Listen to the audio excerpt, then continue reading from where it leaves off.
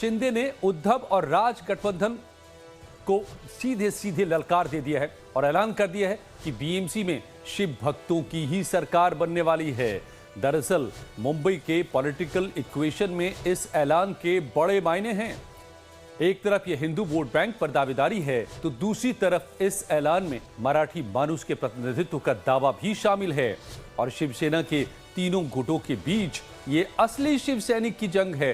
तो बीएमसी चुनाव में सबसे अहम बनकर ये मुद्दा उभरता नजर आ रहा है। 15 जनवरी को वोटिंग होनी है और इस वोटिंग से पहले उद्धव राज ठाकरे और एकनाथ शिंदे गुटों के बीच भी इसको लेकर के जंग छिड़ी हुई है। तीखी जुबानी जंग चल रही है। तो अब ये भी समझ लीजिए कि वोट बैंक और विरासत पर दावेदारी को लेकर छिड़े जंग के पीछे किन मुद्दों पर टकराव है।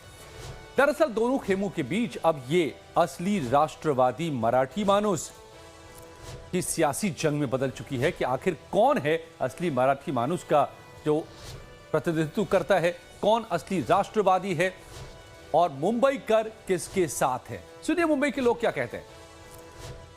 यहाँ पे ट्रैफिक का मुद्दा अभी फिलहाल ज्यादा करके उजागर हो रहा है और हमारे आदित्य साहब ठाकरे ये ट्रैफिक की वजह से ट्रैफिक पुलिस से बार बार उनका मीटिंग हो रहा है और ये ट्रैफिक की समस्या जल्दी खत्म हो जाएगी वर्ली से। इस बार इसमें मराठी का मुद्दा बड़ा है क्योंकि हम भूमिपुत्र है, स्थानिक है, तो हम लोग ये रहते हैं।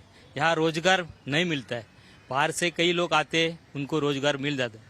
हमारा ये है कि ये महानगर पालिका में शिवसेना मनसे और राष्ट्रवादी की सत्ता आने के बाद हम लोग रोजगार के ऊपर काम करेंगे। इधर डेवलपमेंट विकास का विषय है, उसमें काम करेंगे।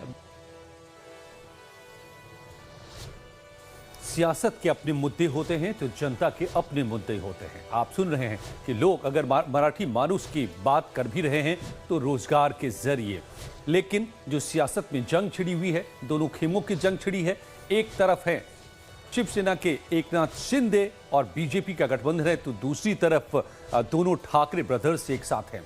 अब इनके बीच में देखिए क्या क्या किन मुद्दों पर जंग छिड़ी हुई है। उद्धव ठाकरे ने मुख्यमंत्री एकनाथ शिंदे की तुलना ऐतिहासिक पात्र सूर्या जी मिसाल से करते हुए उन पर विश्वासघात का आरोप लगाया है। उन्होंने इस चुनाव को मुंबई की आत्मा बचाने की लड़ाई और मुगलों के खिलाफ ऐतिहासिक युद्ध तक करार दिया है। ये सब मराठी मानुष वोट पर वापस कब्जे के लिए। उद्धव राज ने हाथ मिला करके मराठी अस्मिता के मुद्दे पर चुनाव में ताल ठोकी है, जबकि एकनाथ शिंदे ने पलटवार करते हुए कहा है कि ठाकरे को केवल चुनावों के समय ही मराठी मानुष की याद आती है। असली शिवसेना होने के दावे के बीच उद्धव ठाकरे और राज ठाकरे ने 20 साल पुरानी दुश्मनी भुलाकर हाथ भी मिला लिया है ताकि मराठी वोटों के बंटवारे को रोक सकें और एक बार फिर से उन्हें अपनी तरफ मोड़ सकें। लेकिन बीजेपी के साथ मिलकर एकनाथ शिंदे की शिवसेना मराठी और हिंदुत्व के पुराने गठजोड़ के बूते मैदान में खुद को असली राष्ट्रवादी मराठी मानुष वोट बैंक के हकदार बता रहे हैं। तो ये सियासी दलों के बीच के मुद्दे हैं और अब ये भी आपको समझना चाहिए कि वोट बैंक और विरासत पर दावेदारी को लेकर छिड़े जंग के पीछे वोट का क्या जो गणित है वो कैसा है मुंबई के भीतर। तो आपको 3 चुनावों के जरिए आपके सामने ये तस्वीरें हैं। 3 चुनावों के जरिए आप समझ सकते हैं बीजेपी का 2017 के बीएमसी चुनाव में जो ग्राफ है वो 27.4% वोट का था, जो 2024 के विधानसभा चुनाव तक बढ़कर 29.1% पर पहुंच गया। यानी बीजेपी ने मुंबई में अपनी पकड़ को न सिर्फ मजबूत कर लिया है बल्कि अपना वोट बैंक भी बढ़ाया है। कहीं न कहीं ये राष्ट्रवाद, हिंदुत्व और विकासवाद का कॉम्बिनेशन है जो वोट उसे मिल रहा है। लेकिन शिवसेना की बात करें तो 2017 के बीएमसी चुनाव में 2019 में जब शिवसेना संयुक्त थी तब उसका दबदबा रहा, करीब 25 से 28% वोट उसे भी मिले। लेकिन 2024 की तस्वीर बदल चुकी है, पार्टी बट चुकी है। शिवसेना यूबीटी के पास मुंबई में सिर्फ 20.9% वोट शेयर है अगर पिछले विधानसभा चुनाव की बात करें जो हाल ही में हुए हैं। वहीं एकनाथ शिंदे की शिवसेना ने पहली बार 17.9% वोट हासिल कर लिए और अपनी ताकत दर्ज करा ली। तो इस बीच भी जंग बीएमसी चुनाव में इस दोनों शिवसेना के धड़ों के बीच में है। एक तीसरा धड़ा भी बना था राज ठाकरे की एमएनएस का, जिसके ग्राफ में उतार चढ़ाव होता रहा है। 2019 में करीब 10% तक पहुंचने वाली एमएनएस 2024 में 6.5% पर सिमट गई।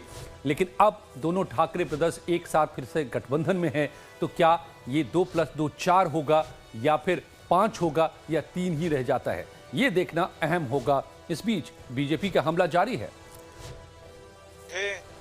दुख और गुस्सा होती है कि पिछले 25 वर्षों के लिए मुंबई महानगर पालिका को एक एटीएम के रूप में उसको यूज किया गया। एटीएम मतलब ऑटोमेटेड टेलर मशीन।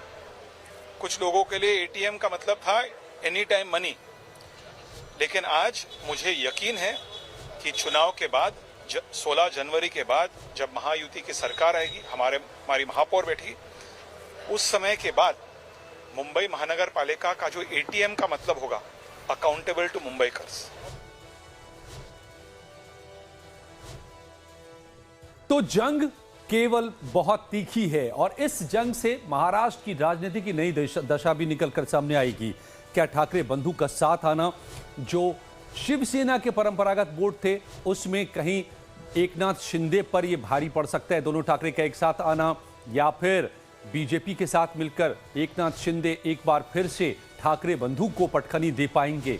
इस चुनाव से ये भी तय हो जाएगा और इसीलिए इस वक्त बीएमसी के चुनाव में ये सबसे तीखी लड़ाई बन चुकी है।